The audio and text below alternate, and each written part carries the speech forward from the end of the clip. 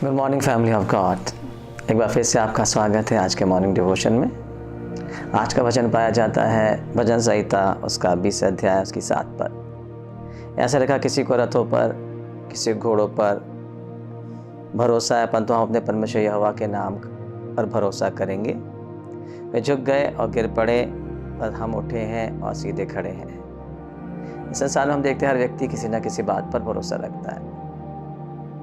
कोई अपनी बुद्धि पर, कोई अपनी ताकत पर, कोई धन पर, कोई अधिकार पर, पॉलिटिक्स पर, कोई खूबसूरती पर भरोसा रखता है। हमें से हर एक व्यक्ति किसी न किसी बात पर भरोसा रखता है। हम साथ सोचते हैं यदि हमारे पास बुद्धि है तो हम अच्छा पद पाएंगे। अपनी बुद्धि के द्वारा, अपनी समझ के द्वारा हम सारी चीज़ों से निकल जाएंगे। ये लोग सोचते हैं हमारे पास धन है, यदि हमारा जितना पैसा होगा उतनी ज़्यादा हम सुरक्षित हैं। हम डॉक्टर के पास इलाज करवा सकते हैं, कोई भी चीज़ को हम आसानी से ले सकते हैं। पर कई बार हम सोचते हैं हमारे पास पावर, अधिकार है, हम अच्छे पद पर हैं, पॉलिटिशियन में, राजनीति में है, अधिकारी नेता हैं, तो हमारे पास सब कुछ करने की ताकत है। तो मैं आपको बताना चाहता हूँ, जिन बातों पर संसार भरोसा करता है, यदि आप इन बातों पर भरोसा करते हैं। आप इंदिरा गांधी को जानते हैं, हमारी पूर्व प्रधानमंत्री थी, सारा अधिकार था, सारी सामर्थ्य थी, और जब पद में थे, जब वो चलती थी, 4 गाड़ियाँ आगे पीछे चलती थी, सारी सेना उनके साथ थी। उनके एक इशारे पर युद्ध छिड़ जाता था, उनके एक इशारे पर युद्ध बंद हो जाता था। जो चाहे कर सकती थी इस देश में, पर वो अपने जीवन को नहीं बचा सकी। उनके घर में ही उनके लोगों ने, जिन पर उन्हें भरोसा किया था, उनकी जान को ले लिया। अब मर्लिन मोनरो के बारे में सुना होगा आपने। हॉलीवुड की बहुत बड़ी अभिनेत्री थी, बहुत ज़्यादा चर्चित थी अपनी खूबसूरती के कारण। इतना पैसा था, इतना ग्लैमर था, जहाँ भी जाते थे लाखों फैन थे उसके पास। पर अपने मरते समय उसने कहा, मैं बिल्कुल अकेली हूँ, मैं खाली हूँ, सब कुछ मेरे पास है, पर कुछ भी नहीं। उसका अंत निराशाजनक था। अब बुद्धिमानों की बात करते हैं। परमेश्वर बुद्धिमानों की बुद्धि को मूर्खता में बदल देता है। शायद आपने सुना ही होगा सुलेमान के बारे में। जब परमेश्वर ने सुलेमान को बुलाया, उसको बुद्धि दी, ऐसी बुद्धि दी कि उसने परमेश्वर से बोला, इतनी बड़ी प्रजा की मैं कैसे रखवाली करूंगा, इनको सही रीति से मार्गदर्शन करने के लिए मुझे बुद्धि चाहिए। परमेश्वर ने उसने बुद्धि दी कि अपनी प्रजा को सही रीति से देखभाल कर सके। और तो बुद्धि पाकर, ज़्यादा बुद्धि पर भरोसा करके उसने परमेश्वर पर भरोसा रखना छोड़ दिया और अपनी बुद्धि पर फूल गया। सोचा सब कुछ मुझे पता है, मैं सब कुछ कर सकता हूँ। उसने सारा पैसा कमाया, उसका अंत भी निराशाजनक था। आप देख सकते हैं, बुद्धि, ताकत, पैसा किसी की भी जान को बचा नहीं सकता। किसी की सफलता का क्या मापदंड होना चाहिए? आप जीवन में कैसे जीते हैं मायने रखता, आपका अंत क्या होता है बहुत मायने रखता है। जब दाऊद इस बात को लिख रहा है, जिस बात को कह रहा है, तब वह कह रहा है किसी को रथों पर, किसी को घोड़ों पर भरोसा है। वहाँ एक राजा के रूप में एक युद्ध की बातें कर रहा है। जब भी कोई राजा युद्ध करने के लिए जाता है, किसी दूसरे राजा पर आक्रमण करता है या दूसरा राजा उस पर आक्रमण करता है, वो देखता है मेरे के पास कितनी शक्ति है, मेरे पास कितनी ताकत है, मेरे पास कितने रथ हैं, कितने सैनिक है, कितने हथियार है, मेरे विरोधी के पास क्या क्या है, कितने हथियार हैं, कितना बल है, कितने शूरवीर हैं, मैं उनसे कैसे जीत पाऊंगा। तो जब लोग युद्ध करने जाते हैं तो अपने बल पर, अपनी सेना पर, अपनी आर्मी पर, अपनी ताकत पर भरोसा करते हैं। ये स्वाभाविक सी बात है, संसार के लोग ऐसा ही करते हैं। पर दाऊद कह रहा मैं इस पर भरोसा नहीं करता। जब भी मैं युद्ध करने जाता हूँ, मैं परमेश्वर पर भरोसा करता हूँ।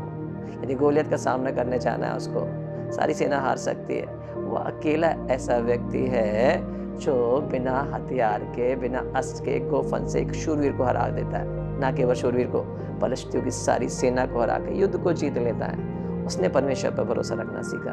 एक समय ऐसा हुआ, आप पढ़ सकते हैं 1 शामूएल के 30 अध्याय में, जब दाऊद, 30 अध्याय के पहले पद से मैं पढ़ रहा हूँ। 30 दिन जब दाऊद अपने जनों समेत अपनी सेना के साथ सिकलग पहुंचा, उसने क्या देखा?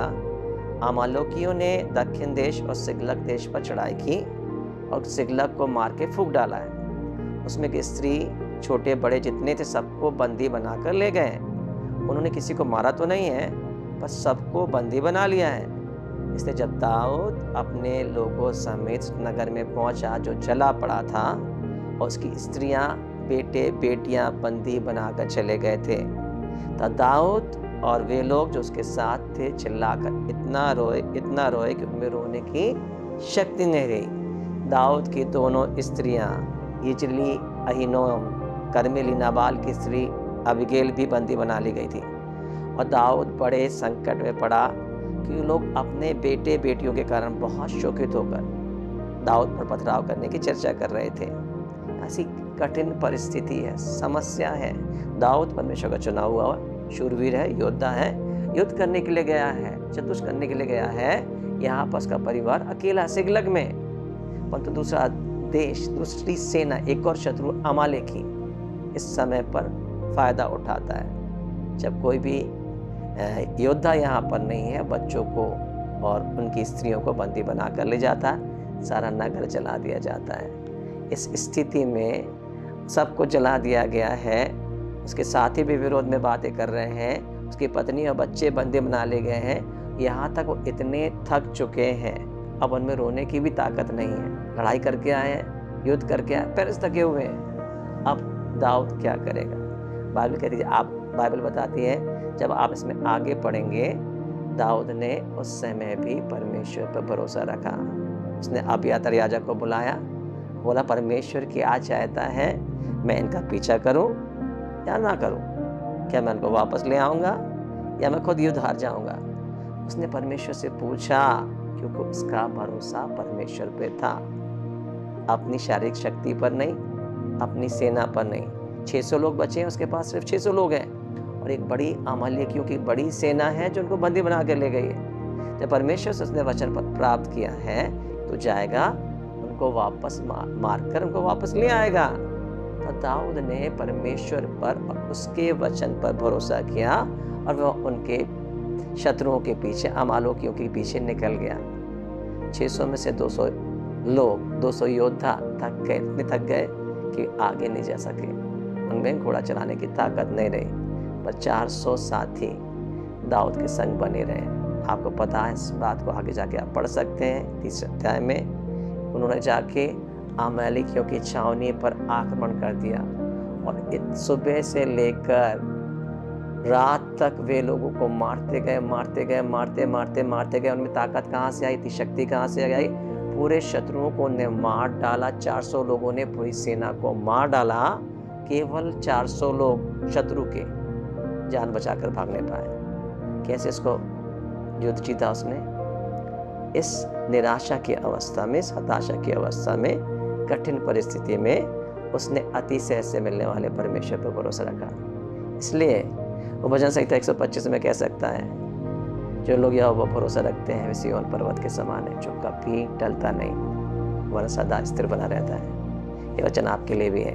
यदि आप यहोवा पर भरोसा रखते हैं, अपने बल पर नहीं, अपनी शक्ति पर नहीं, अपनी बुद्धि पर नहीं, अपने पैसे पर नहीं, अपनी योग्यता में नहीं, इवन अपनी धार्मिकता पर नहीं, तो जब आप यहोवा पर भरोसा रखते हैं, आप सिय्योन पर्वत के समान है, जो कभी टलता नहीं है, सदा बना रहता है। जिस प्रकार यरूशलेम के चारों ओर पहाड़ हैं, उसी तरह से परमेश्वर आपको अब से लेकर सर्वदा तक घेरे रहेगा।